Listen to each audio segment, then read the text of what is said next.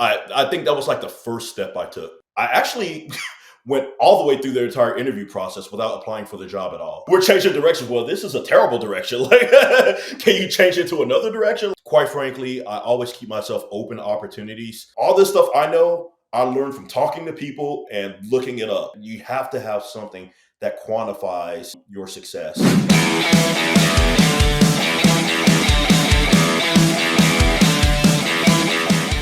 Hey Sean, welcome to the show.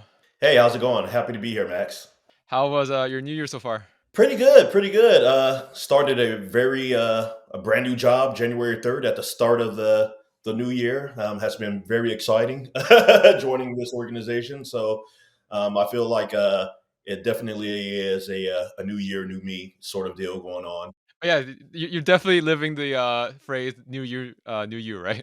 Yeah, yeah, exactly. And that's actually a great segue into our conversation for today. So the reason I brought you on, Sean, is I found your post on LinkedIn. Like it just popped on my newsfeed about how you were able to start a job search and get a new job within 30 days. And going back to the new you, a lot of people are looking to move jobs or switch careers during this time, Yeah. whether it's like New Year's resolutions or just wanting to start something different. So I think this is a good timing of our conversation, and hopefully you can share some strategies and tips in how you had a successful job search, and they could take some of those tactics to improve their job search as well if they are looking at this moment. So before we dive in, why don't you tell us a little bit about yourself in regards to your career journey so far? Yeah, yeah. So a little bit of background. I'm a veteran myself. I joined the Navy immediately out of high school. I know this seems pretty irrelevant, but it really sets the stage for how I've learned to approach searching for a new job. So I joined the military immediately out of high school. I was what they would call a hospital corpsman, which is essentially a battlefield medic, but specifically for the Marines.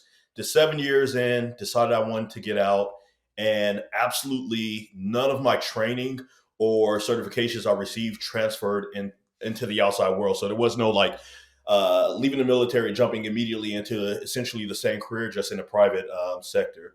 So yeah, like a lot of folks who that happens to, I had a sort of like existential crisis where I had to figure out what I want to be when I grow up. How do I go about doing that?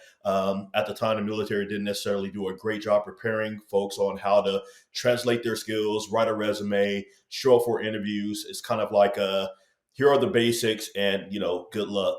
So I kind of like fumbled around in the dark a little bit, trying to figure out like how to get a job. Did what I like to call spraying and praying, just applying for a ton of jobs indiscriminately, not tailoring my resume, just basically like throwing everything against the wall to see what sticks. And that was a extremely long, extremely painful process. Really jaded me in terms of like being able to find a career. It just like negatively impacted me all the way around. Took down my self worth and how I like viewed my professional skill sets and my experiences and how they were relevant to the outside world. So I ended up deciding to go to school. Ended up breaking into sales while working at Apple. Did business development, account management work with them, and I was getting ready to move to from Seattle to the San Francisco Bay Area, and I knew that the possibility of me transferring jobs wasn't that great. They had a very limited head count for the team that I was trying to transfer on, and there weren't any open opportunities available. So I was just going to go right back to what I was doing, spraying and praying, apply for any job that was out there. And this guy I worked with named Marty Hovis, we were talking about finding new jobs. He was in the market for a new job himself, or getting ready to look for a new job. And I said something along the lines of, yeah, I'm just going to, get out there, start applying for every single job I can to see, if I can land any interviews. And he said something to me along the lines of, you don't want to like look for a job unless you're going to do it the right way. And like that, like clicked something in my mind. And like from that point, I sort of realized that there might be a little bit more to finding a job than just going on Career Builder, going on Indeed, and just applying, like I said, indiscriminately to every single role out there. So I began like reaching out to people who were already like masters at their own sort of expertise, people who were at job levels that I envisioned seeing myself. I started reaching out to different recruiters. I started leveraging LinkedIn a lot, consuming a ton of content, doing as much research as possible to sort of like craft and formulate how to find a job.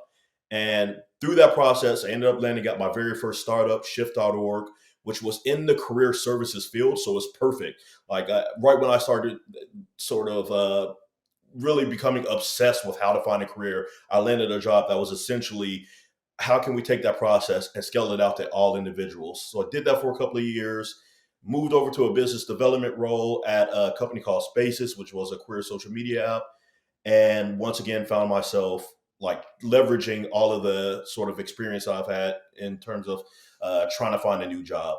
It was a startup. You know how it is when you work at startups. It's pretty risky. It's not a large enterprise level organization.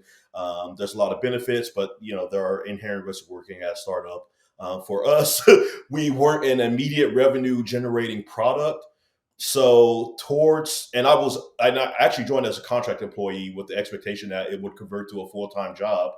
But somewhere around October-ish, mid-October-ish, we started running out of financial runway, and we started to like lay people off, let people go from the team. And at that point, I was informally like I like to consider it like informally let go because it wasn't like, hey, we have to part ways right now. It was more like, hey, we don't have any money to pay you, but we want you to stay on and continue, more or less in the job function that you're in right now. So I agreed to do that.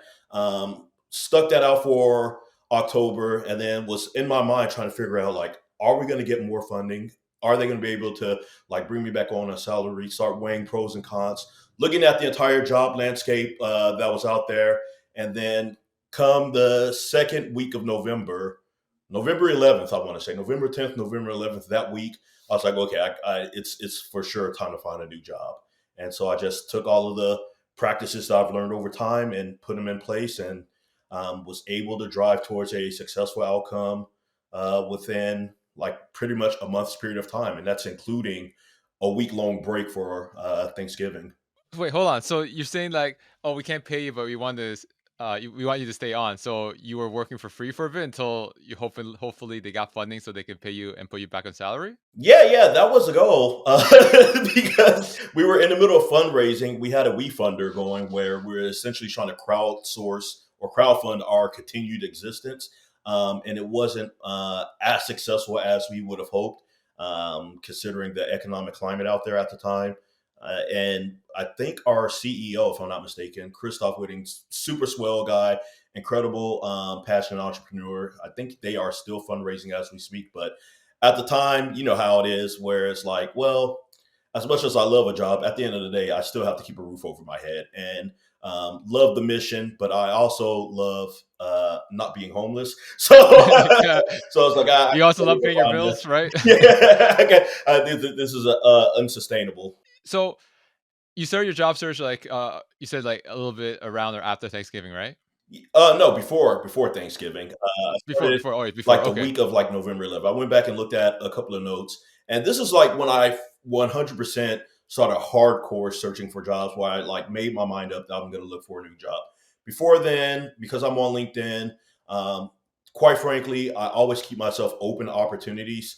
Not necessarily like on my profile where recruiters can reach out to me, but if I see a job or see a company that's doing something interesting, I'm always going to like check them out a little bit more, try to form some connections and relationships with people that work there, just in case just in case an opening pops up on there or at the organization that's aligned with my skill set, then I can have a warm introduction into their ecosystem and hopefully get hired. But came like the second week of November rolled around, and that's when I was like, okay, well, for sure, like starting now. And I gave myself a deadline. I was like, I'm gonna have a new job. It was a ridiculous deadline, but I gave myself a deadline. I was like, I'm gonna have a new job by December. And I didn't necessarily have it 100% by the 1st of December. I think it was like a week or two into the month where I finally was more or less had an offer ready at the table.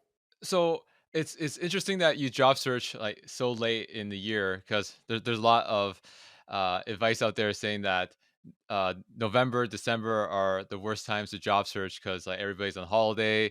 There's not a lot of budget remaining. People are just like trying to close out the year. So I'm assuming that you've also heard this type of advice as well. So how did you push past through that instead of saying, okay, I know um, the job market is usually pretty slow during this time, but I'm going to try anyway. Yeah, yeah. I leveraged my best friend in the entire world, Google. Working in tech, I knew that there were a ton of layoffs happening in tech. So I really did a deep dive into different industries that were where I could find tech adjacent organizations that were still ramping up and doing hiring. And an article I read showed that there are a couple of key verticals that were sort of evergreen in terms of hiring, and some of them actually doubled down on hiring at the end of the towards the end of the year, just for the sake of using their budget before the new year starts. And nonprofits, which is a company, the organization I work for now is a nonprofit. NPOs were one of them. So, like, along with NPOs, a couple of other industries, I really narrowed my job search to industries that I knew for a fact we're still churning out new job recs and onboarding new people. And that was one of the things that I think that was like the first step I took, because you're on LinkedIn every week is or every day is a bloodbath. It's like unfortunately I was let go, like every week, every day is just like nonstop in your feed. So I knew that trying to nail down a role specifically in tech, at larger tech organizations, legacy tech organizations, even unicorns and startups that hit a certain point in their series funding. I knew that, though I didn't want to pigeonhole myself into that particular sector, knowing that the odds were going to be against me. So I just had to broaden my search to industries I knew were going to hire, and like identify different organizations within those industries that were aligned with what I was looking for. To dive more into that, so you were doing that research before you started your job search, and you're looking at evergreen industries that would hire pretty heavily during November, December.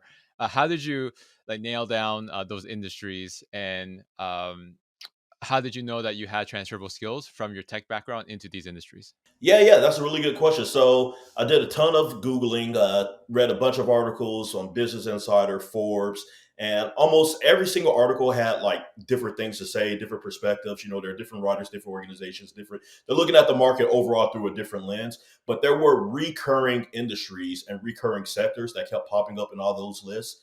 So from there, I took those sort of industries, those sectors. I would Google what companies are like tech related that fell underneath those. And then I'll just start researching using Crunchbase, TechCrunch, LinkedIn, Built In, which is a great website, especially if you're looking for different startups. And I was using that weighed against the different types of roles that I knew for a fact I was targeting. So I think in that LinkedIn post I mentioned I was targeting three specific job functions. There were sales, customer success, and recruiting.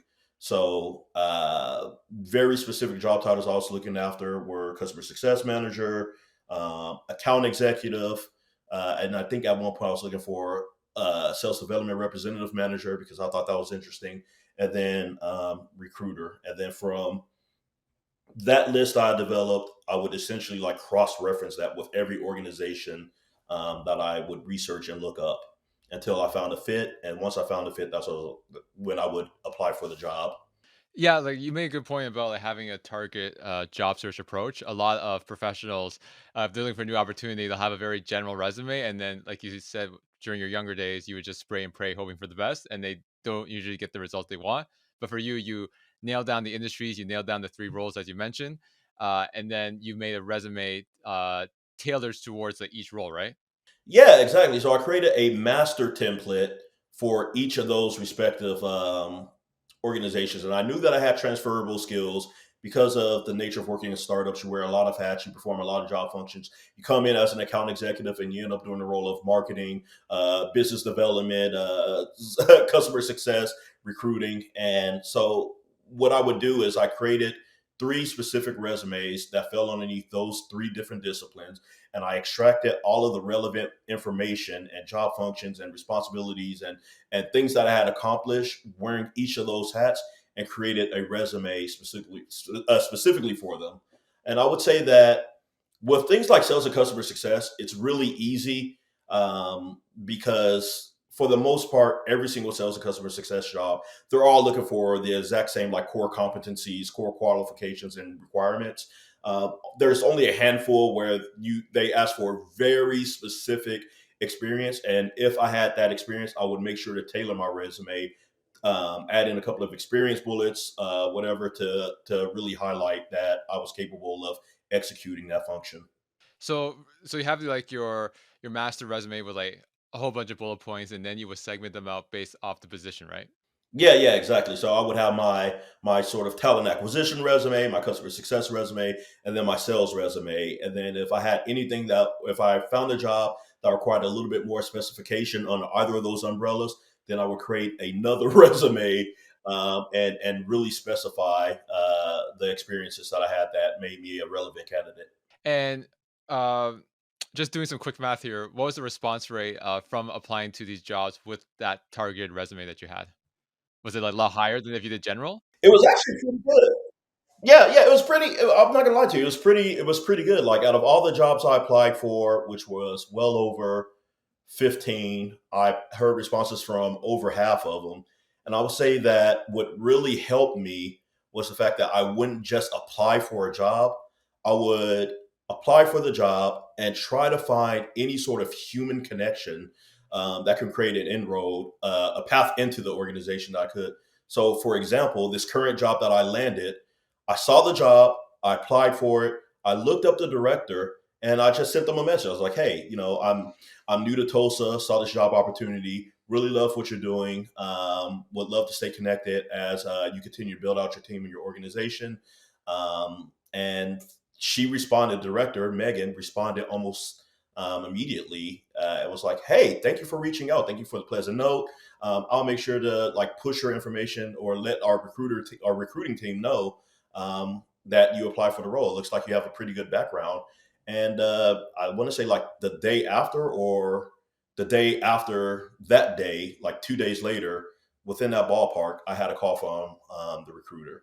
Yeah, that's awesome because a lot of professionals they don't like to do the networking portion aspect. They don't want to do the networking portion of it. They just want to apply online and wait for them to call. But you took that proactive approach and tried to find like the potential hiring manager, and then you reached out to them, and then she liked the message, and they ended up pushing you forward. Yeah, yeah. I find that I think hiring managers, every hiring manager that I've ever spoken to, there's even a LinkedIn post recently where this person, he was a hiring manager. He was like, "Hey, I posted this job. I had over 200 applicants. Out of the 200, like 18 reached out to me personally." So a very like small amount of individuals who apply for jobs actually do the legwork, find a hiring manager, which is incredibly easy on LinkedIn. Like LinkedIn has a great search filter. Like, they make it really easy to find who you need to talk to. But I find that either people don't want to reach out to individuals at the organizations they're applying to altogether, or number two, they're reaching out specifically to recruiters, which like I have conversations with recruiters all the time. As a matter of fact, I'm on a team full of recruiters, and just recently I was talking to one of my colleagues, and I was like, as a recruiter, I'm sure people like hit you up all the time, in LinkedIn. And she was basically like, "Yeah, my inbox is flooded. Everybody's reaching out to me as a recruiter, hoping that I can like push their resume to the top of the funnel. But the reality is that I have my own job recs that I have to manage. I have applicants, like hundreds of people applying to those job recs. And so I don't necessarily have the bandwidth to go through my LinkedIn inbox and read every single message, and then try to respond to every single person." So I think what happens is that a lot of people assume like the recruiter has to be the first line of defense. That has to be the first like obstacle they have to get by. So they immediately want to reach out to them, and they just simply don't have the bandwidth. Whereas people rarely reach out to hiring managers because, for lack, I have no idea why, but either they just there's a couple of like assumptions where they think that hiring managers are going to get back to them, or they just don't know how to find them. Yeah, you make a good point. Like I always tell professionals that hey, if you're reaching out to people at companies that have job postings, you don't reach out to recruiter because they are going to get bombarded by tons of messages. You're better off reaching out to the hiring manager, one level above the hiring manager, or even a peer. They're probably going to at least consider you because they don't get as many messages compared to a recruiter, right? Yeah, yeah, exactly, exactly. And then you also said like in your LinkedIn post that um, most of the interviews you got was because you sent that message. Can you tell us more about that?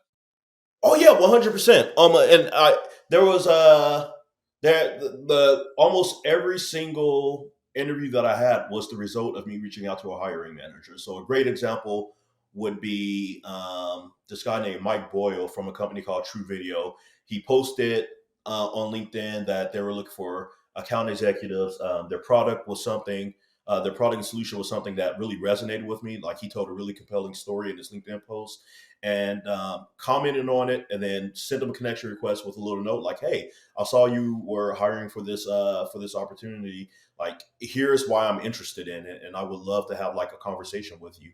And he responded, asked me a couple of questions. Very next day or the day after, gave me a call, had an interview.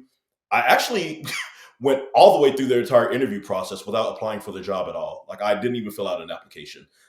So it really just goes to show you that sometimes you just have to talk to people. It's one of, in my opinion, one of the best avenues to really accelerate your career searches. Trying to get on the horn with an actual human being. And one of the things that people would love to ask me is, how do I get these people to talk to me? And the fact of the matter is that I'm not just hitting up random people and saying, "Hey, this is my background, hire me." I really like to approach it from a place of curiosity, genuine interest. I try to find any overlapping experiences from their LinkedIn that match mine, so I can have help anything to help me build rapport. Whether that's, hey, somebody who works at a company that a friend of mine works at, which actually happened. I reached out to a hiring manager, and he ended up working at a company where a friend of mine worked. And I said, "Oh, by the way, do you know this guy?" And I was like, "Oh yeah, me and him work very closely together." And like we went back and forth about our connection, our mutual connection. Next day, interview from the recruiter. So it really is a matter of identifying who you need to speak to is one thing, but being able to convey sincerity, being able to come from a place where you're seeking to understand, where you're genuinely curious, and if you're able to find any overlapping experiences that tie you a little bit closer together, that makes it even better and easier to sort of jumpstart that rapport.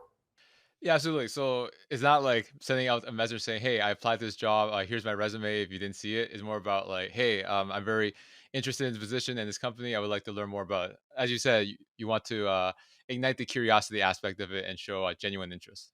Yeah, yeah, exactly. So it's more of that, like just really trying to discover, you know, what team are you trying to build? What have you built? I would love to learn about, what you're driving towards. And I think something that really resonates with people is being brutally honest and vulnerable and admitting that, you know, finding a job, there's two layers of expectations: the expectations that an employer has for a candidate and the expectations that candidate has for a potential employer.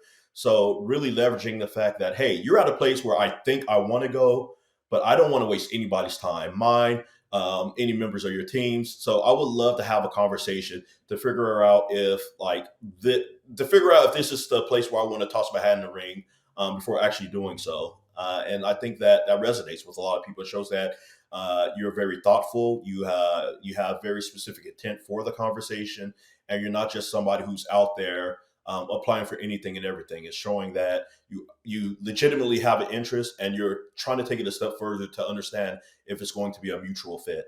In terms of finding the right people to reach out to, obviously, like the bigger the company, the more people there are. How did you like find out who the hiring manager was, or did you send a couple messages to a couple people or a few people and just see like, hey, I saw this posting. I was wondering if you're the hiring manager. So how do people like pinpoint the right person to reach out to? Yeah, I think the right person to reach out to. How do you do that? It depends on the size of the organization, but I think LinkedIn makes it relatively easy. You're able to. So, for example, if I was looking for an account executive role, I would type in sales manager or sales director, anything with a leadership sort of a leadership sales title in a search bar. I would click people, and then that would pull up everybody with that sort of title, right? And then there's another filter where you can add in company. So then I would add in that specific company where the role is. So I would add in Apple and then pull up all the sales directors from Apple. And then I would take it a step further. I would go to all filters because I'm a veteran and I know that one thing veterans love to do is help create job opportunities for other veterans. So I went in and I went to past companies and I entered in all the military branches just to see on the off chance, like, is anybody in a position of influence that happens to be a veteran, whether they are specifically in sales or just a manager in general. And then if none of that worked, I would just look at the list that I have pulled up in front of me based on the company, job title, and just kind of like scroll through and figure out, okay, which of these individuals is the person that I need to be reaching out to. And like I said, depending on the size of the organization, sometimes you have to just like make a guess. If you're searching for the director of sales at, like, I don't know, Google or some crazy enterprise level organization, you're probably going to find like dozens of people who have that title. So it's about taking it a step further to figure out, okay, well, who's in the exact vertical that this job is in. If it's something like a smaller startup, then chances are there aren't going to be like a dozen sales managers. There'll maybe be one or two, and then like a director or something. So being able to pinpoint exactly who that is would be a little bit easier for organization with a headcount. I would say under like 200, 250, something like that. But for everything else, you just have to go through the profiles, take a nice casual scroll, and try to use it as an educated guess. Great. So just to summarize your um, your process in job searching, uh, in terms of applying, so you would obviously do your research, find companies you're interested in, you find roles that you're interested in are aligned to what you're looking for, and then at that point you would apply first. Then your next step would be to go to like LinkedIn, find people that work at the company in that vertical that you're trying to get into yourself, and then send some DMs to these people, showing genuine interest and trying to get them on a phone conversation to learn more about the role and then how you can help them, and then that is usually how you increase your interview response rate. Yeah, yeah, exactly, exactly. And then there's other like nuances that go into it as well because of the job market. It's funny. Like earlier today, I was reading an article that was like hybrid work is here to stay, and I remember like a year ago, the big headlines were remote work is here to stay. So I was like, okay, so everything's trending in a completely opposite direction, and I started reading a little bit more about remote work trends and how more and more companies are wanting a hybrid situation versus 100% remote. So I realized that I didn't want to exclusively look for remote roles because everything that I was reading was telling me that it's trending towards the exact opposite. It's trending towards hybrid. So I had to open up my job search from exclusively remote to things that were on site or hybrid as well. I think that one particular article that I read said something along the lines of for every for every like one remote opportunity that's posted, there are like 10 hybrid roles and then like 20 like on-site roles, but that one remote role has like 90% of all the candidates applying to it because nobody wants to do hybrid, nobody wants to go back on site. So I realized that if I wanted to be successful, I had to deviate from wanting to be exclusively remote. And funny enough, I started searching for hybrid work, and this company that I work at now, it's listed. It was the job opportunity was listed as hybrid, but it's actually more remote than hybrid. It's like we have an office, you can utilize it as a tool, almost like a WeWork, but it's not a requirement. So I end up getting really lucky just from the fact that I expanded my search from being exclusively remote to other opportunities out there. Yeah, and like that's no surprise. Like a lot of remote work, a lot of remote postings have decreased. since the pandemic. And then there's a lot of news about like RTO returning to the office. I think Starbucks recently said that they're going to now force people to go at least 3 times a week. Before it was like a soft two, but now they're really trying to mandate it to make it three. Yeah, yeah, and it's crazy. It's like I was just reading an article the other day that was more or less like Apple for the first time in I don't know 15 years didn't make Glassdoor's list of best companies to work for, and it's because they require people to come back to the office. So a lot of employees who were surveyed said that they weren't big fans of the mandate for Apple to return to the office. And the more you look at it, is all these different organizations. I think Paycom, for instance, just sort of made it mandatory for folks to come in at a certain amount of days out of the week. I think like the I think the power that employees once had over employers during the pandemic is slowly shifting away and reversing. Now, I think employers are gaining a little bit more power, especially in the tech industry, where there have been a ton of layoffs. Now, I think employers have a little bit more power to dictate like the terms of how they want employees to come into the office, how often they want employees to come into the office, rather. Yeah, it's simple economics between supply and demand, Yeah, right? So if yeah, exactly. Yeah, exactly. exactly. Simple supply and demand. Yeah, like recession, a lot of layoffs, not a lot of jobs. Hey, if you want to work for us, you have to come a certain amount of days, right? There's not much they can do because someone else will want it. Because again, when there's not a lot of jobs out there, uh, employers do have more of the control at that point. Yeah, yeah, absolutely. That's exactly what it is. Supply and demand. That's a great way of phrasing it. And uh, going back to the hybrid thing, like what's your opinion in regards to should it be hybrid? Because I've heard studies that it's hard to really build a culture when people don't really see each other in person. Like Zoom or Microsoft Teams doesn't really replace like in-person collaboration. So I'm assuming that's why a lot of these big companies are trying to get more people back in the office to get that uh, in-person collaboration and build a company culture again. What are your thoughts on that?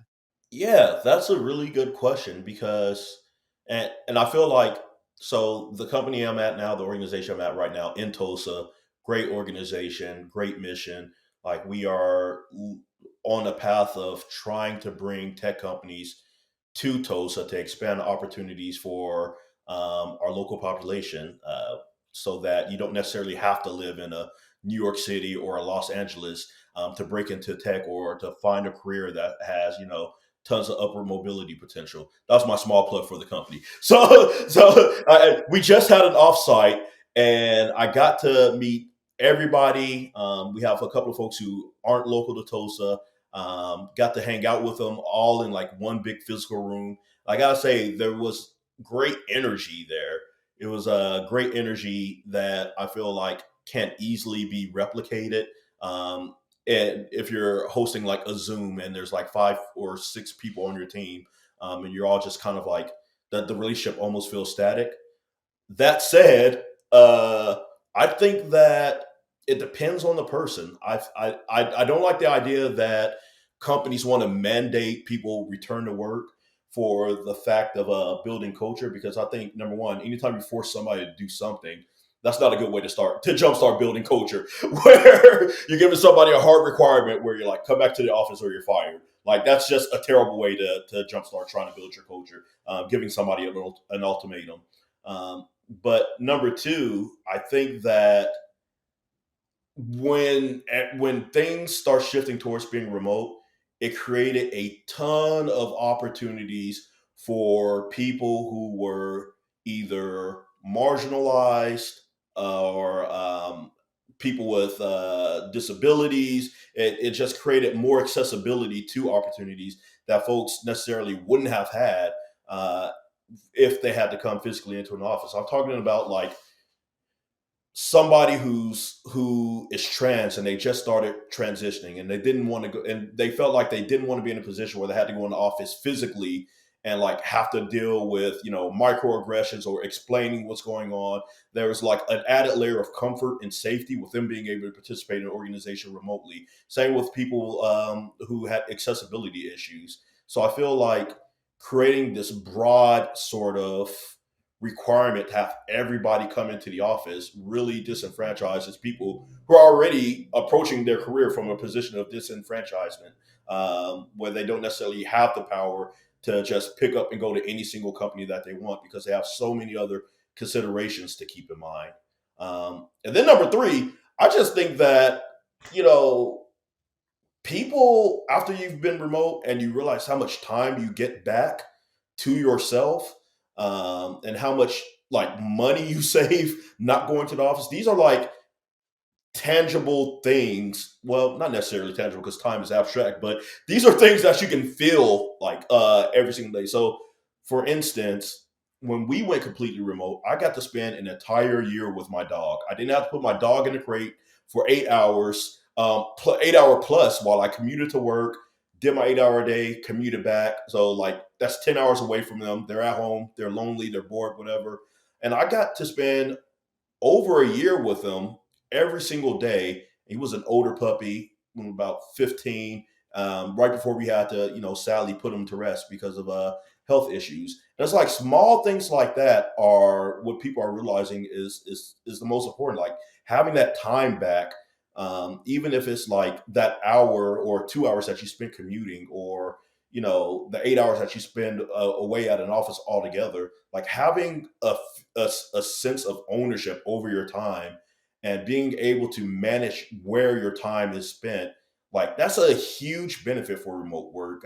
And the effects are, improved mental health for some people, better family relationships for some people, just like an overall better lifestyle in general. So yeah, I did all this to say that I don't think that forcing people to come back to an office unilaterally, regardless of individual circumstances, and making that like a hard company policy, I don't think that's necessarily in the best interest of the employee, especially if you're trying to build out culture, and long term the employer itself, because now you have a bunch of people who work for you that resent you. Like look at Apple, like all the people who were like, Apple sucks, but I'm still here because I need this paycheck and it's a good job.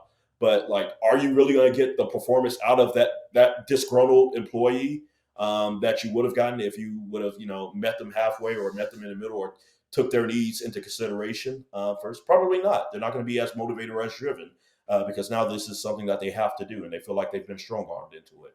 So I don't think that, people say it's to build culture. I don't think it's a great first step in building culture, giving people an ultimatum.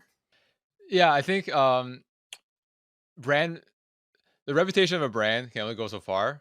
Like if you are like strong arming people to do certain things, uh, Yeah, they might just go for a couple of years for the name, but then they're gonna jet as soon as they got the opportunity to. yeah, exactly. There are some people who will strategically say, like, I will do this job, I will go into the office, and I won't like it, but I will have that logo on my resume. And sometimes having that logo on your resume creates even more opportunities. And you give yourself like a timeline where it's like, I'll stuff it out for a year, but after that, I'm out of here. Yeah, like it's very rare to see someone at Google for 15 years. Yeah, yeah. I think yeah, This, exactly. this isn't like the age of Don Draper, where it's like, oh, I work for this company I've been with this company for 15 years, and I'm gonna die working at this company. It's like, nope. People, it may be because of at least people my age range. Like, I'm 38, going on 39. People our age range, like, there was an economic crisis, the recession, the pandemic, and I think over and over again we've been taught and shown that companies will always put their interests before the interests of their employees, and it's nothing personal. It is literally just business. But so I think that has shifted the dynamics of loyalty in the minds of employees, where they're like, well, I have to do what's good for me first before what's good for the company. Yeah, absolutely. Like for example, oh, we're changing company direction, but that's just a way of saying, oh, we have to lay off a certain amount of people, right? Yeah, yeah. We're changing direction. Well, this is a terrible direction. Like, can you change it to another direction? Like, why are we going this way? It's yeah. It's layoffs are hard, man. It's my heart hurts for a ton of people who are getting laid off. Um, my heart really hurts for contractors because they often are just having their contract ended and not even fulfilled for however many months they have left on that contract and don't receive any benefits. But like I have a friend who was just laid off, and he's the actually the guy at Apple who was like really taught me how to look at finding a job differently. He just got laid off, but he got 3 months of severance. So instead of him being like, "Damn, I just got laid off. This sucks. I got 3 months of severance." In his mind, he's like, "Wow, I just got laid off. I have 3 months of severance. If I could find a job like within the next month, I will essentially have doubled my income for at least 2 months because now I'm receiving a paycheck from my new job, and I also have this severance sitting in my bank account at the same time." So it's like if you're in that position where you've been laid off, yeah, it sucks, but and you get like I don't know, 16 weeks of severance, 12 weeks of severance, you really have to look at that as like an opportunity, in my opinion, to really figure out like use it as motivation to say to yourself, okay, if I hurry up and find a job, I am literally going to double my income for a finite number of months, which is pretty sweet. But then again, I'm coming from the position of a contractor who get absolutely no money, so that could be my own biases talking. And speaking of getting new jobs, in your LinkedIn post, you said that you were able to get two job offers. So, if someone has the luxury of having multiple job offers to choose from, how did you evaluate the pros and cons of each in order to go for the right one that was best for you at that time? Yeah, that's a good question. I think that ultimately what I went for was the job that was aligned more closely with where I see myself going in the future. I know that there are a ton of people out there who make their job decisions exclusively based off of salary, and that's okay. It's 100% fine if that's your motivation. That's what you're driven by. But for me, I almost look at any career opportunity that I receive as like one of many moves in a long game of chess. Whereas it's like, okay, if I take this offer can take me to this potential job in the future, and this job can take me to this potential job in the future, versus where the journey that I could end up if I take the other offer.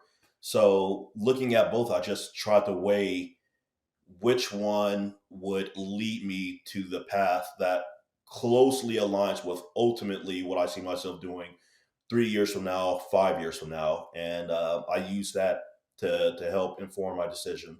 Yeah, exactly. Like, some people might be short sighted, just go for the salary. But if the more salary does not give you a good career path or build up your skills for the next career move, then you'll still be stuck in a few years, right? Yeah, no, it's like if I'm going to if I want to be, I don't know, like a sales manager or a director of sales, like, am I going to get there faster by going from being an AE to another AE job that has a little bit more base pay, or am I going to get there from an AE job to some sort of business development manager job that doesn't have the same OTE package, a little bit lower than the other AE job? Like, which one of those is going to get me there faster? Yeah, absolutely. And you're obviously was in the tech space, right? And as you know, there's a lot of layoffs right now. What is some advice that you can provide a professional that has been laid off in tech or are in tech, but they're very uncertain about their future because of the recession and a lot of other things? What's your advice to them at this moment? Yeah, I would say the advice is don't limit yourself um, don't limit yourself exclusively to SaaS companies, different companies that are like hardly cemented in tech. There are different industries out there that have opportunities of companies that are tech adjacent, where you can still make your mark, find your career, and continue to prosper. I would say on that same note, don't get logo tunnel vision where if you see a company and you don't recognize the name, you're just like, ugh, I'm not going to apply for any job there. It's like you don't know if that company is going to offer you a great salary. You don't know the trajectory financially of that company. You don't know if it's going to be a culture that is a better fit for you.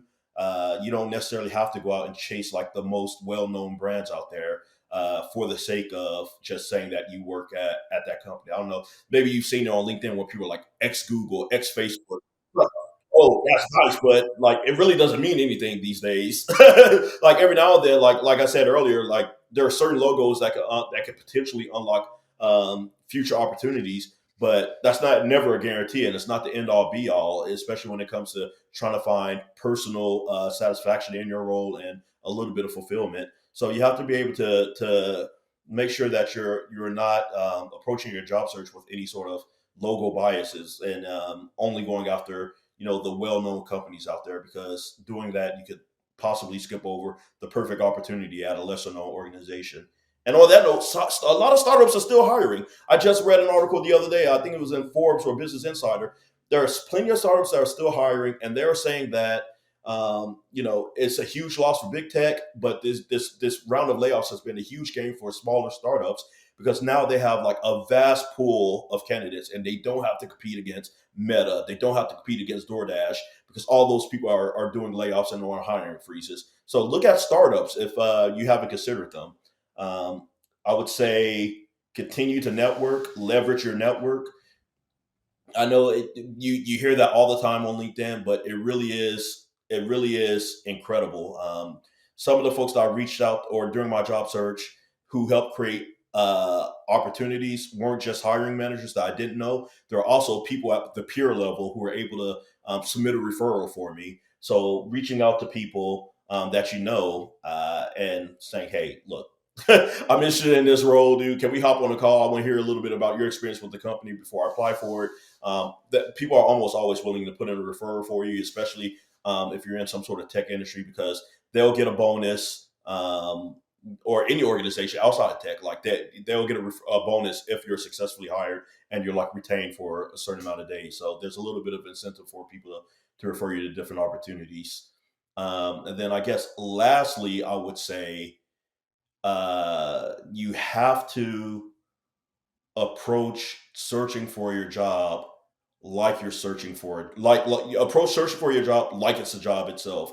Like you wouldn't show up day one for your job and just like do a bunch of stuff, not knowing whether or not you're doing it right, whether you're doing it wrong. You're just doing it, going through the motions, and hoping and praying to God that at the end of the day, like all of it makes sense and all of it falls in place. Like you wouldn't do that at a job in real life, so you shouldn't do that with your career search. You shouldn't just assume, um, you know, this is a client success manager job. This is a sales job. I'm just going to apply to all these jobs with one resume, or I'm just going to apply to this job without necessarily understanding the process of how an ATS works, or I'm going to reach out to a recruiter without understanding that recruiters have limited bandwidth. Read some articles, Google some stuff, look up how a good resume looks. I do a ton of resume reviews. I'm not a professional resume writer, but I would say that one of the recurring things that I see from candidates that I don't think people put a ton of effort into are their resumes. I've seen so many bad resumes that are so vague. They almost read like a job description itself in terms of what you're going to be responsible for versus what you actually accomplished in your role. There's a lot of real estate taken up on miscellaneous things that are irrelevant. I saw a resume one day that had like two paragraphs for a summary. I'm like, like this is a short essay. Like recruiters aren't going to read those two paragraphs. They're going to go right to your bullets and see if what your experience makes sense, and give it a quick little scan. So trying to figure out how a good resume looks. If you Google good resumes, if you search on LinkedIn, there are tons of resources out there to help you find all this information. Tons of resources out there that tell you how to reach out to people, how to craft a good LinkedIn message, how to build out a good resume, how to actually search for a job in a method that's more deliberate and exercises a little bit more intent. All this stuff I learned from talking to people and looking it up. So like the information is out there. You just have to be willing to approach your job search process again like it is a job itself. Do some research into it and figure out how to perform it to the best of your abilities. Yeah, absolutely. And as you said, uh, the main thing that every recruiter looks at is the work experience. But I see so many resumes where they try to dress up different or add like unnecessary sections or make them too long. but yeah, at the end of the day, the work experience is what matters. Like, don't stuff the resume with a bunch of keywords at the bottom, right? Because that's a really for anything. Yeah. Yeah, yeah, yeah. So yeah, it's like there was one person I was speaking with, uh, who they had a great format of the resume, but even like some of the bullets, you there's a formula to crafting great bullets where you're not just writing a random sentence as if you are writing a novel where you're like, I worked at, you know, I worked at X company doing this job and this was what I did. It's like you have to show what you did, the impact of what you did, and the results of what you did. And you have to use anything that's quantifiable to show how well you did the job. And you don't necessarily have to be 100% factual with it. Like I'm not saying go out there and lie and say like I closed like $1 million as a sales account executive or whatever, and you know that's a lie. But like if you haven't been deliberately tracking your metrics, you can always try to tell a story in a way that demonstrates your abilities even if that number isn't 100% what you did. Um, because, like I said, you have to have something that quantifies your success. That's what really stands out to recruiters, at least from my experience. Yeah, again, if you don't have the exact dollar amount, then ballpark a percentage, right? Yeah, like I mean, how many people are like? Is anybody really keeping a track of exactly how many phone calls they make per day? I did, of course, because it sells it sells to customer success. You have to and sales customer success and talent acquisition. You actually have to keep track of all that stuff through either your CRM or your ATS. So like I have the luxury of having numbers where I can look back on and say exactly what I did. But if you're in like a project manager job, I don't know what sort of like programs or tools you use, but like maybe some of the things that you do are a little bit more ambiguous in terms of quantifying data. So you just have to like guesstimate and use your best judgment in a way that accurately reflects your abilities, as well as telling an overall story about how successfully you can execute the roles and responsibilities of the job you're applying for. As you know, my podcast is about helping professionals overcome career challenges to help them get to the next level of their career. So, for you, what has been one big career challenge that you had to overcome to get to where you are today? Yeah, one big career challenge I had to overcome was learning how to tell my story. Everything that goes into finding a job, whether that's how you write your resume, how you answer interview questions, it all comes down to how you tell your story and how you're able to um, take your experiences and present those to a potential employer or an interviewer in a way that resonates with them. I come from a background, like I said, I was in the military for a ton of years, 7 years, and I had a ton of experiences that I that were great experiences, but I had no idea how to tell them in a way or frame it in a way that made sense to potential employers for the jobs that I would apply for. So not understanding that led to a lot of rejections. It led to a lot of dead ends. It led to a lot of doors being closed simply because I had no idea how to adequately say, I did this thing in the military, and here's why that matters, and here's why that will make me good in this current job. So, learning how to tell your story is paramount. And I find that recruiters don't often give you feedback off of from interviews, post interview feedback. I find that in my personal experience, if you are doing any sort of job hunt, man, you have to do it with somebody who's going after the same, like a similar job function as you. You have to have somebody in the fight with you, somebody who you can do mock interviews with, somebody who you can do post interview debriefs with, somebody where you can let them know it's like, I got a weird feeling when I answered this question this way. Like, how do you think I should have answered it? Or I want to talk about this thing I did this way. Does this make sense to you, or would this make sense to you? You have to have somebody there who can act as a sounding board to really help you out, because again, recruiters aren't always going to be able to give you feedback. So just finding those resources to help you understand how to better tell your story. That's paramount. And how can people? reach out to you to learn more about your career and if they want to have a chat with you to help them with their job search. Yeah, they can find me. My name is Shon Washington. Shon Shon. Last name Washington, like the state or the actor Denzel. And I work at a company called inTulsa. So if you just type in Shon Washington in LinkedIn, search people, and then under companies, type in inTulsa, one word. That should pull me up almost immediately. All right, and favorite Denzel Washington movie? Oh man, I know everybody's gonna. I feel like everybody says Training Day, but I feel like my favorite Denzel Washington movie is this movie called Devil in the Blue Dress. It's with Denzel Washington. It's with Don Cheadle. It's like a noir movie. It takes place in I want to say either post World War One or post World War Two. It's just a really awesome hard boiled detective story. And Don Cheadle's finest role in that is, or finest acting performance is also in that movie. So if you haven't seen it, definitely check it out. Devil in the Blue Dress. And that's our Denzel plug for today. Yeah, I hope he hears this. Yeah, exactly. Thanks again for Sean, and and have a great weekend. Yeah, thanks, Max. Thank you so much for watching. For more content on careers, job search, and self improvement, make sure to hit that subscribe button.